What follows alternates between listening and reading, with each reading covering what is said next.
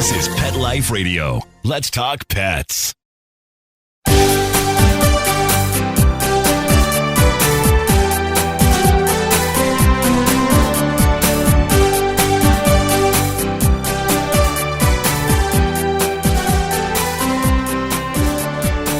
Hello and welcome to Working Like Dogs on Pet Life Radio.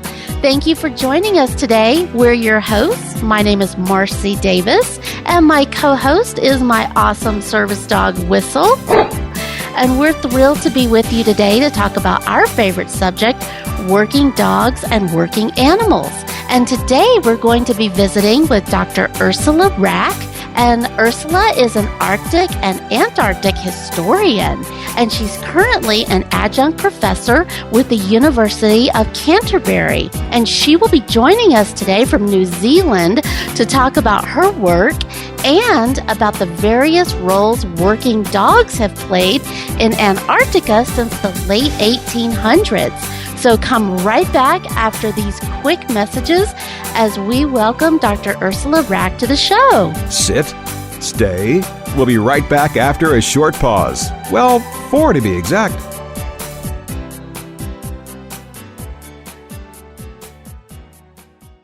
Molly, here's your dinner. Zeus, that's not your food. Don't let that happen to your precious cat. Elevate your cat's eating experience with the Cat Tree Tray. The Cat Tree Tray keeps your cat's food off the floor and conveniently located on the cat tree. It's the perfect way to eat. It's a beautiful wrought iron tray that easily attaches to your cat tree and keeps dogs and other critters out of your cat's dish. A must for multi-pet households. There's a 6-inch tray for large bowls and a 4-inch tray for smaller bowls. Purchase your Cat Tree Tray today. Go right now to cattreetray.com.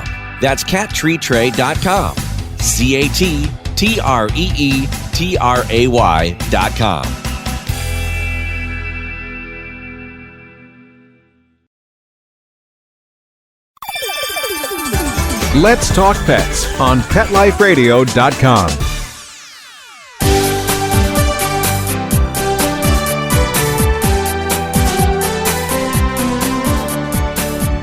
Welcome back to Working Like Dogs on Pet Life Radio. It's my pleasure to welcome Dr. Ursula Rack to the show today. Hello, Ursula, and welcome. Hello.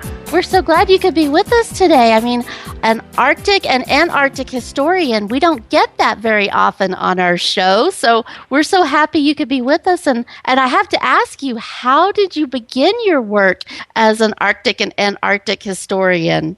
Yeah, it was since I have been a child, I was interested in colder regions.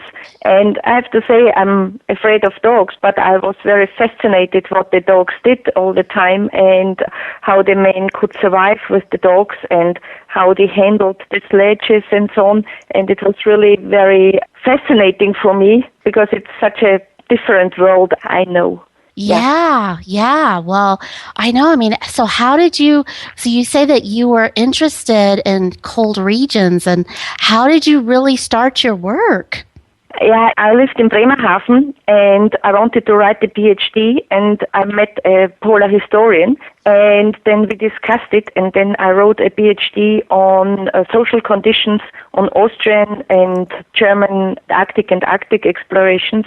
And it was really then that I got more and more in this field, and now I work in New Zealand because my husband got a job here, and now I work in New Zealand as polar historian on different kinds. The dogs are only a little part of it, but it's mainly about environmental history and social history in the Antarctic and the Arctic expeditions. Yeah, that is so awesome.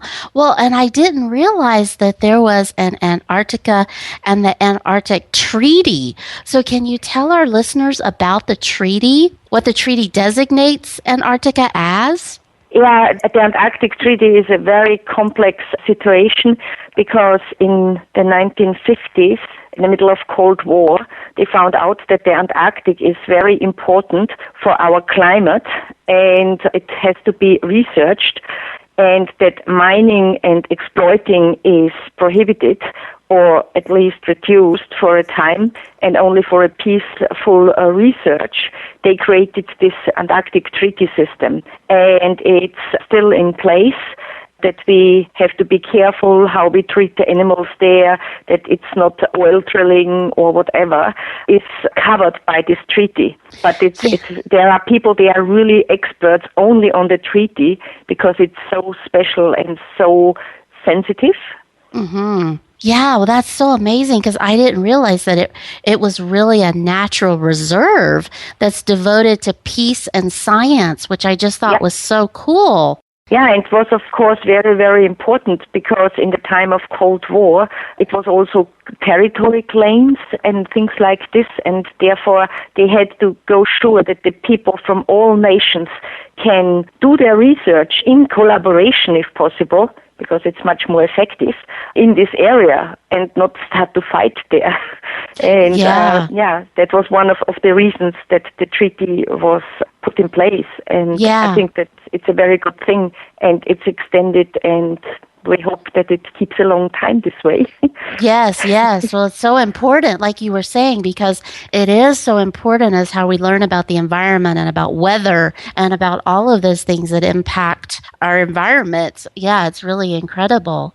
So tell us, Ursula, how did you become interested in the role that dogs had played on the continent?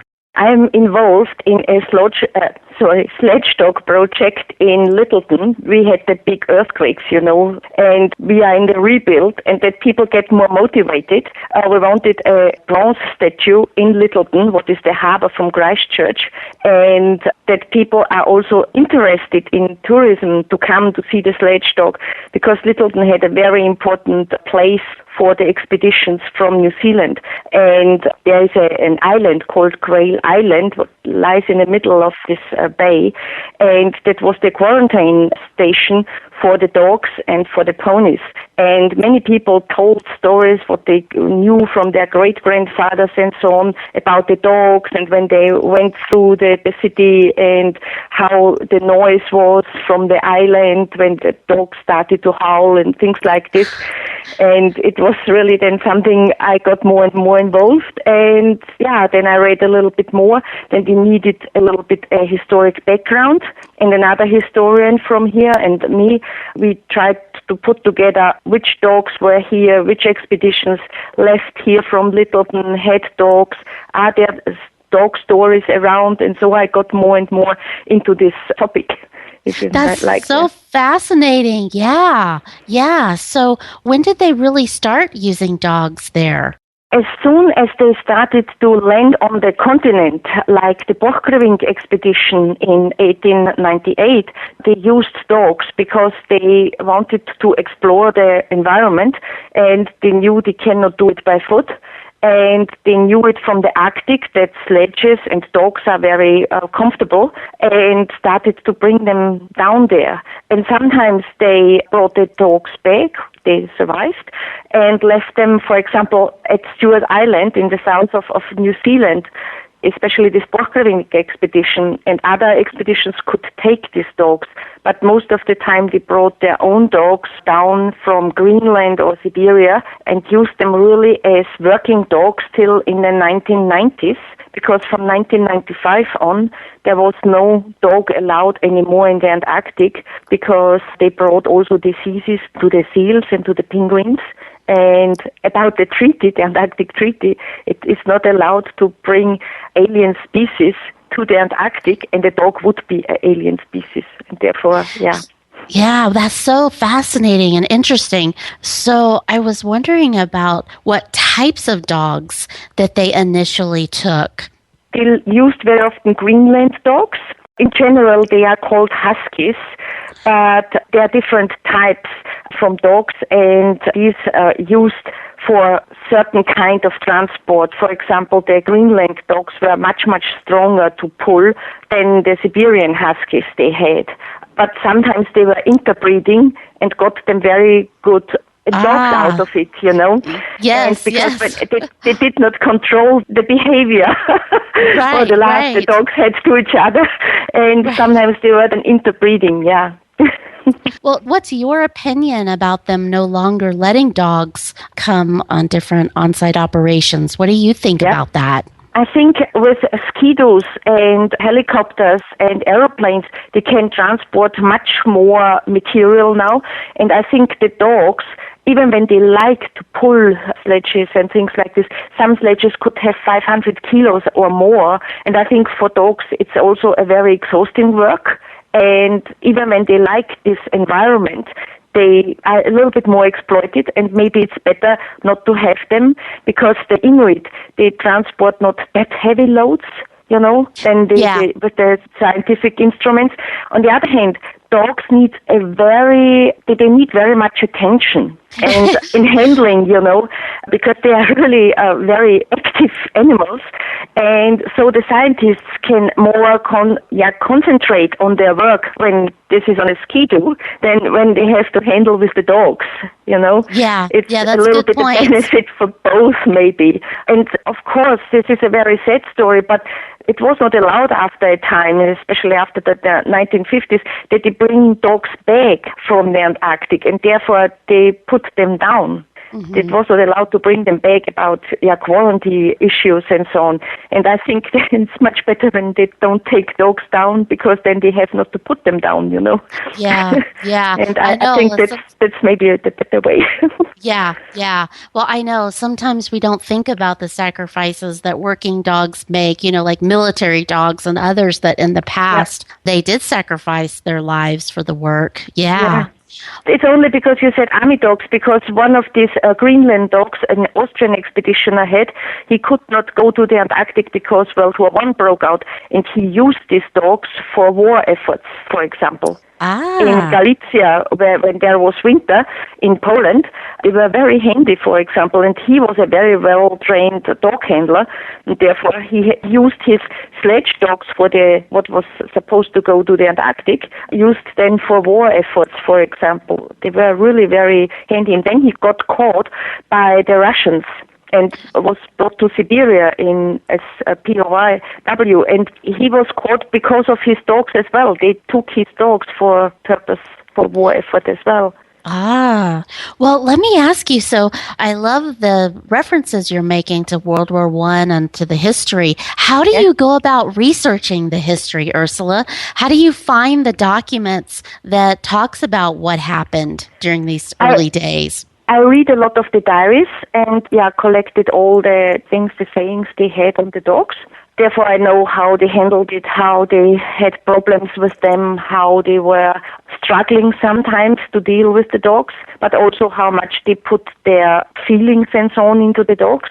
And the other thing is also that I saw bills when they bought the dogs or when they got rid of the dogs, then in the end through auctions. For example, Shackleton, he sold his dogs when he came back from the endurance expedition, because there was the Ross Sea party. They had still the dogs because he had to pay off his debt and things like this. And mostly diaries, mostly official reports, and sometimes what I found on contracts and things like this. This is where I get my information from. Are they at your university or in archives? Where are these documents stored? Sometimes they are in private hands, sometimes they are in archives. I visit very often archives.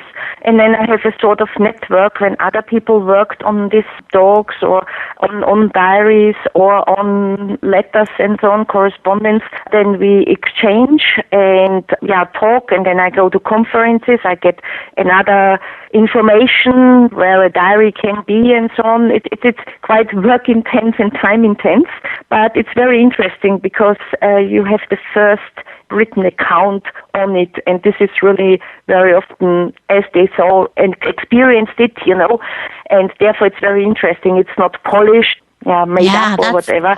It's really something what comes directly from the situation, Yeah, it's incredible, and it is so fascinating.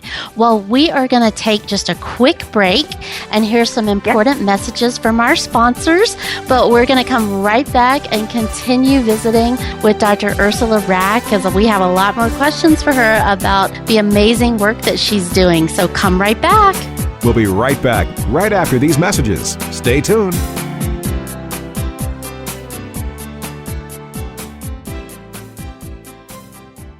Hi, this is Tim Link, animal communicator and pet expert and host of Animal Rights on Pet Life Radio. Have you ever wanted to know what your pet is really thinking? Do you want to find out if they truly understand what you're trying to tell them? Ever wish you could build a better understanding and closer relationship with your pet? Well, now you can. Learning to Communicate with Animals is a 4-part on-demand workshop. In the workshop, you'll learn the essential techniques that are necessary to communicate with animals, including what is animal communication, breathing correctly to achieve the perfect state to communicate with your animals at a deeper level, using guided meditation exercises and method to communicate with animals, and how to send and receive information from your animals. So if you're wanting to learn how to communicate and connect with your animals at a deeper level, visit PetLifeRadio.com/workshop and purchase and download Learning to Communicate with Animals. You'll be glad you did.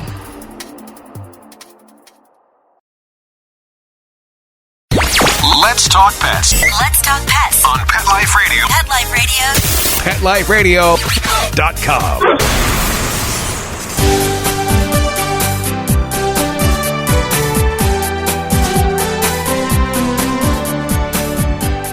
Welcome back to Working Like Dogs on Pet Life Radio.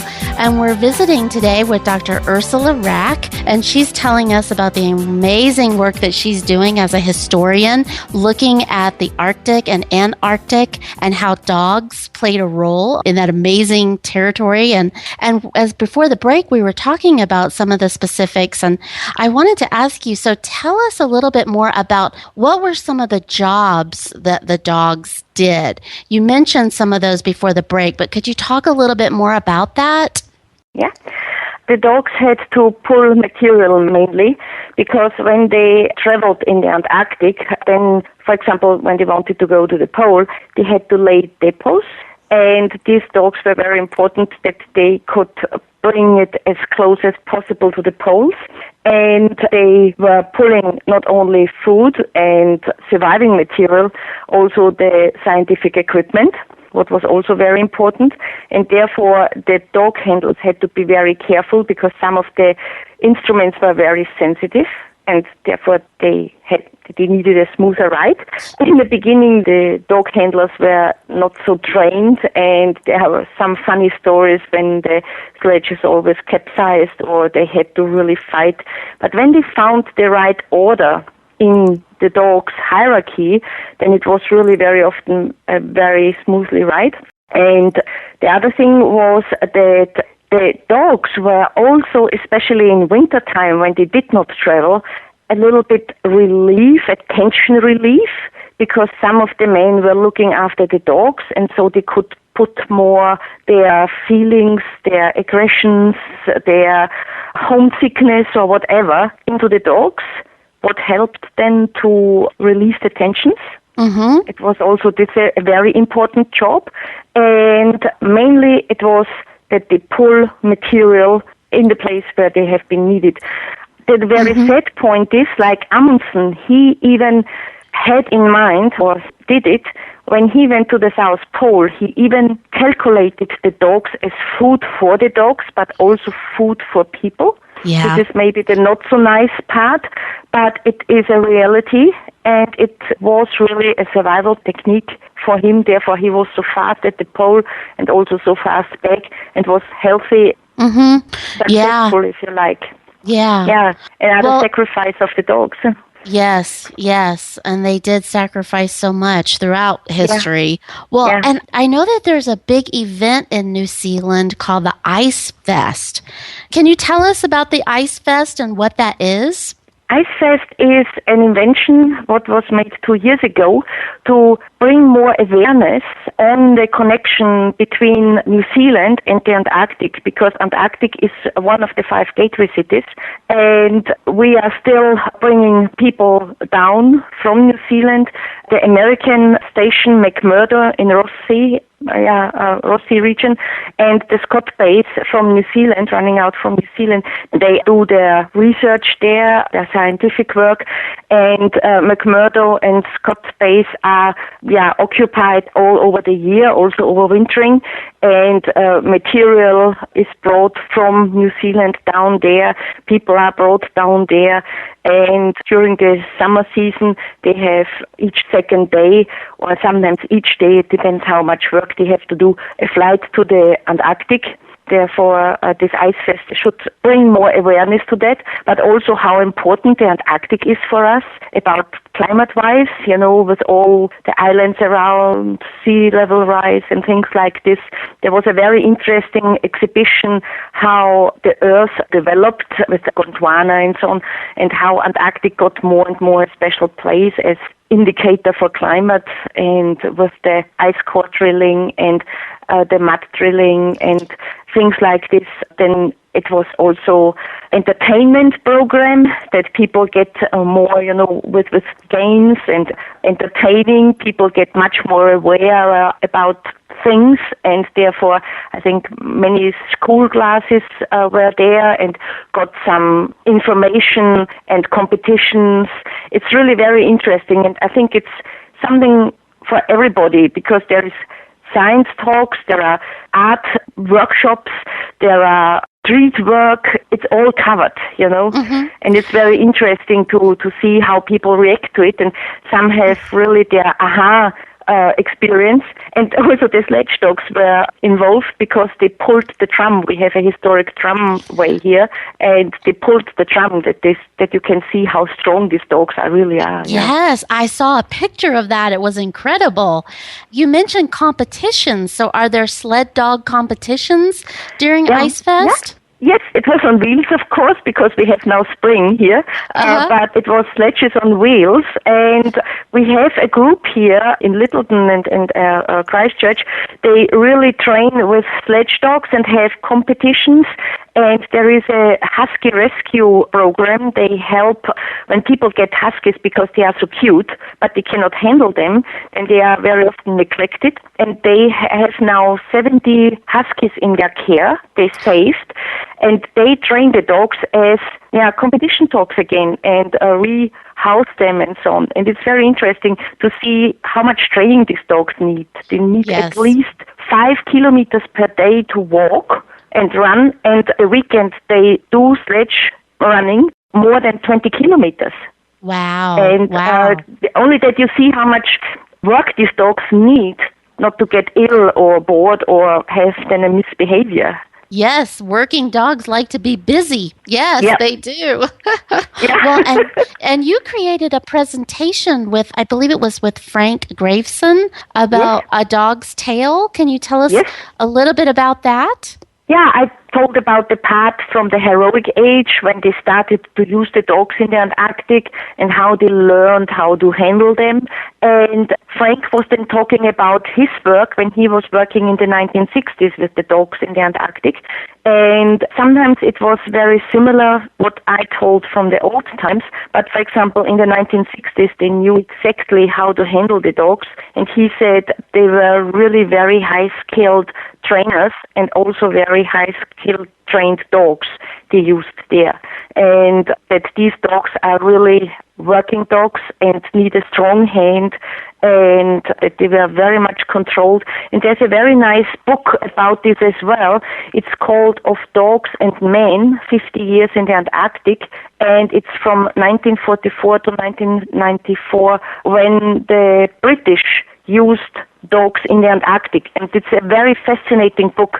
It's really highly recommended when somebody wants to know about dogs in the Antarctic. And he told a little bit about this and has also shown what they used for dogs. For example, they killed seals and the dogs were fed on seals. Each second day, each dog got 2.5 kilos of meat, and it was gone. It was also that these dogs were very much active and fighting, and he said they really needed a very, very strong hand, that the dogs really were pulling and really did their work and not got exhausted in their fights. And it was the same as I know from the diaries. They knew the dogs had to be trained. They knew the dogs had to be fed in a special way. Sometimes the dogs were very ill after the long journeys on the ship, and then they needed really a lot of care to get back to their strength. And I was talking about this as well. And also a very sad story where somebody fell in a crevasse and lost the sledge. And the other two survivors had only a small sledge, but no tent with them, only the sleeping bags, very little food. And then they had to start to eat the dogs. And one of them got very ill and died then. And the last one, he was the expedition leader, he survived and was, when he ate the last dog, he knew it's only one way to survive when he's now man-hauling. And with the little stuff he had, he could survive, but it was, he was barely alive when he reached the station. And this shows also how important the dogs have been for the survival of the man. And therefore I think the dogs are not well presented most of the time. You know, there's always a nice story when the sledge is capsized, but not how important these dogs have really been. And when they asked me for IceFest if I could present something, I said yes on the dogs. And then they found also Frank, and we were a good team to introduce the dogs, and the children and even the adults, they were very impressed and had very good questions in the end. And it was, I think, a very good event that people got aware that history has not to be boring, you know, that history can also be interesting. Yes, it's very interesting. And yes. And I like the word heroic because that applies not only to the explorers and the scientists, but it also applies to the dogs and for their heroic efforts. Yes. Yeah. And even Admiral Byrd, who has been in the Antarctic several times, he also used dogs and was very convinced that they are very important because pony were not really good. And in the 1930s, you know, motor sledges and so on, they were already existing, but they were not very effective, and they still relied on dogs. And he brought them the dogs back from Canada, and because he was an American. But he, for example, he also left for Antarctic from Wellington. He was in Wellington stationed, and his dogs, for example, they were so poorly in their health that they almost died. And somebody in Otago University found out how to treat the pemmican, what the dogs got very often on board, and then they survived. The University of Otago was involved in producing a food for the dogs that they survived in the 1930s, and Admiral Byrd could go down with healthy dogs to the Antarctic. It's also very interesting that you see how worldwide the connections can be to the dogs. Yes. From Canada to the Antarctic. Yes. Yeah. Well, are you working on any other research around dogs in the Antarctic now, or are you working on other projects? I work a little bit on this sledge dog project still because we want to produce a little article for Antarctic magazine from the Antarctic Society in New Zealand here. But normally when we get it out and when we publish it, we can send it to you if you like. And the other thing is I do research in the moment on historic weather data from the heroic age till to the 1930s in the moment to collect weather data from logbooks that scientists then can create weather patterns on weather, you know, how it evolved and so on and so forth. And I read also diaries for that because sometimes weather data are not complete, and diary writers always wrote, you know, wind as usual or a very heavy wind or very low temperature and so on. And then we got these diaries from different parts from the Antarctic. And so we can see if it corresponds to the logbook entries and if it's also corresponding with the reports they have. And the more data we have, the more the scientists can recreate weather patterns that we see. Can we predict weather from the last 100 years, how it will be the next 100 years? And this is something what is my main project in the moment. Yeah. Well, that has a tremendous impact. Well, that is so amazing. Well, thank you so much, Ursula, for being with us today. And I do hope that you'll share the article with us when it comes out. Yes. Please do. Yes, and thank you for having us. And if you like, I can also send you The Dogs of the Vastness. This is a children's book we produced for this sledge dog statue in Littleton, I told you, and what was also presented at IceFest. And I can send you a copy if you like. I would love that. Yeah. That would be wonderful. Yeah. Well, yeah, and maybe you can give it as prize or whatever. I don't know. Yes. If our listeners have any questions or want any information, is there a website or is there a way that they can get more information? I can send you the website from the Sledge Dog Project if you like. Oh, wonderful. And also order forms for the children's book, because it's Christmas. Maybe somebody is interested. Yes, they might be, absolutely. It's very nice because it's a combination about a sledge dog's story, but also with historic details, with historic pictures and information. And I send you one, and if you are interested, then I can send you also order forms, and I'll send you via email, and then you can... That would be fabulous, and I will make sure we share that with our listeners. So thank you so much, Ursula. Thank you for having me. And thank you, our listeners, for being with us today. We love to hear from you, so please keep those emails coming. And you can email me at Marcie, Marcie, at petliferadio.com. And you can also follow us on Working Like Dogs on Facebook and our blog at workinglikedogs.com. So thanks so much for being with us, and we look forward to visiting with you again soon. Take good care. Let's Talk Pets, every week on demand, only on PetLifeRadio.com.